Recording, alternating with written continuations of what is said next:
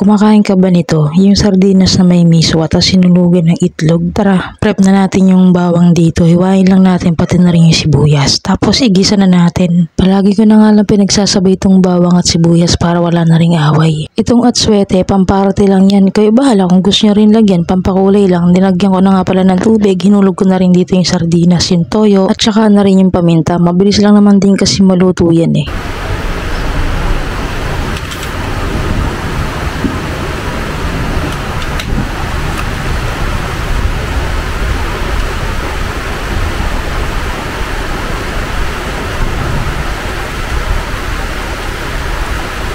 Paggulo nga nito pre, ayan, ang init no, wala lang, dinadagan ko ng patis kasi medyo matabang pala, hinulog ko na rin yung itlog pati na rin yung miswa. Isang kulo lang men, luto na, grabe sarap kumain, umuulan pa naman, tara. Ito na yung food natin, init pa yung kanin. Yun o.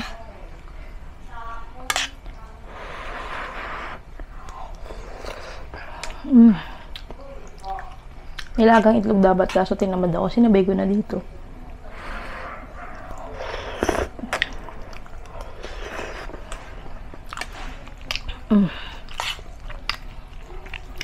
May nagpapatugtog. Sana hindi tayo makapiright. Oh!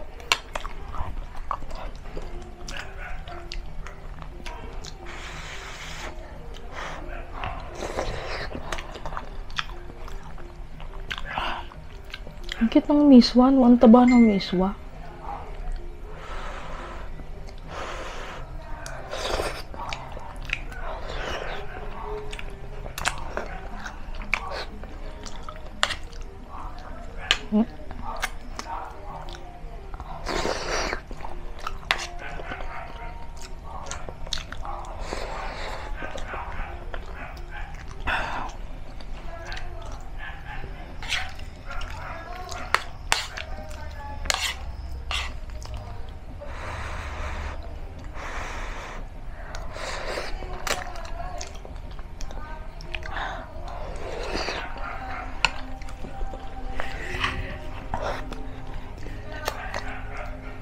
Sarap. Alam niyo, pag umuulan mga ganitong ulam yung trip ko. Actually, dapat lugaw nga eh. Tinamad lang ako. Tagal na kasi itong sardinas sa kamiswa dito. Kaya naisip ko lutuin ko na nga. Nakapahinga kasi dyan. Isang buwan na ata.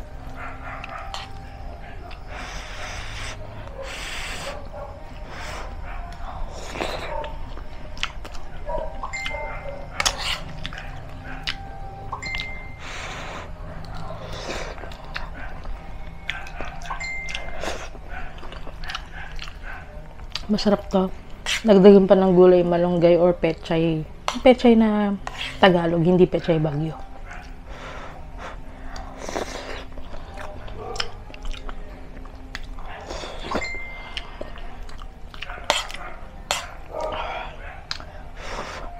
Kahit papakin mo lang to, walang kanin, tas tinapay, pwede na.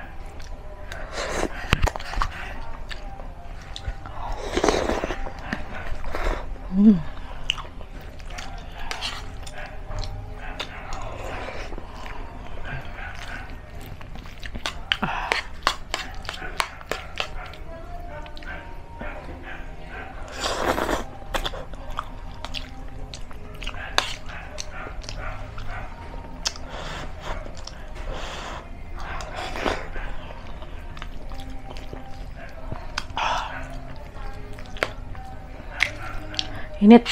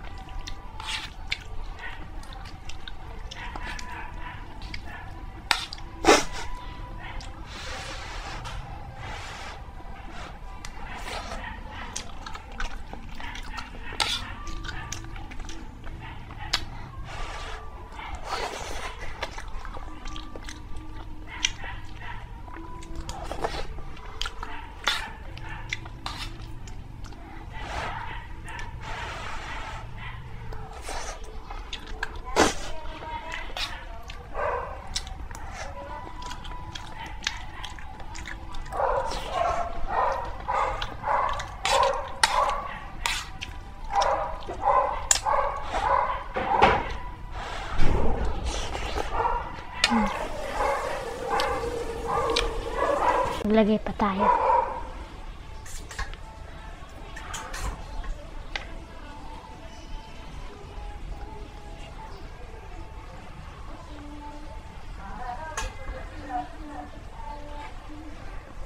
Subukan natin kanin. Yan.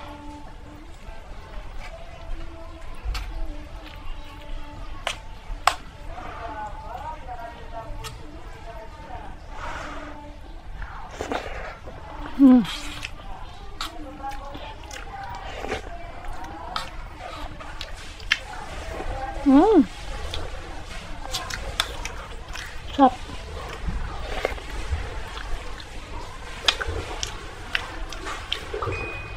Gusto ko siyang lagyan ng pechay kaso ang mahal ng pechay. Tag-ulan kasi ngayon kaya yung mga pechay ngayon pangit.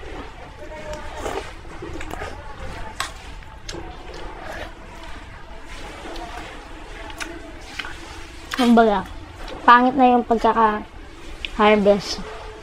Mahal pa kasi syempre kailangan nilang bawiin yung ano nila din yung puhunan.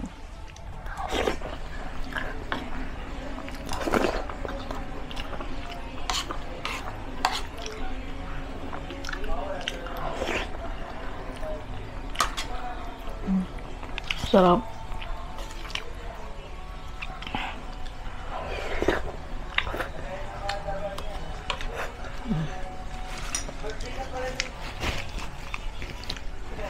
Tapos di pa nakakaumay kasi maanghang.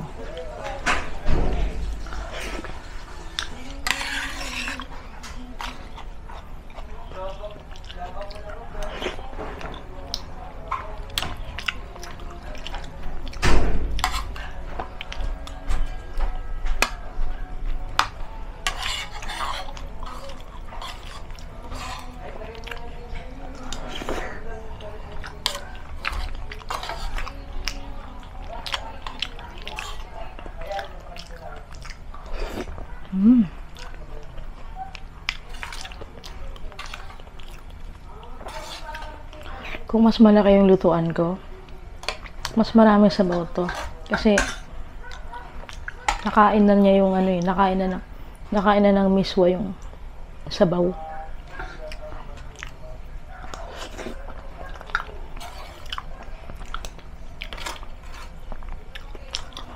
Choice niya kung gusto niyang malapot.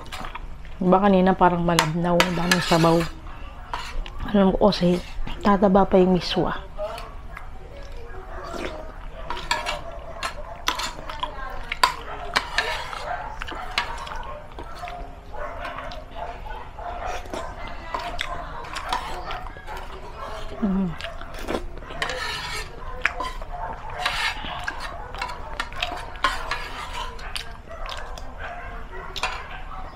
Sarap.